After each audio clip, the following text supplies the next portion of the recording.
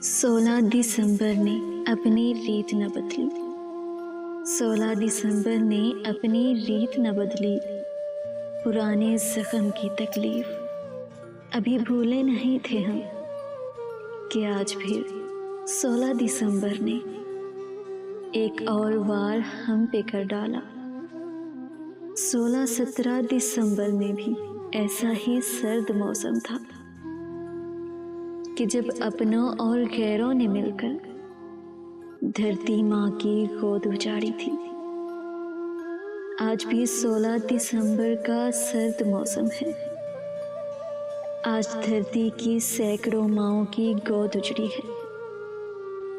शायद मारने वालों के इल्म में नहीं है ये, जब किसी माँ की गोद उजड़ती है तो आती जाती हर साथ में सिर्फ सिसकियाँ सुनाई देती हैं, सिर्फ सिसकियाँ सुनाई देती हैं।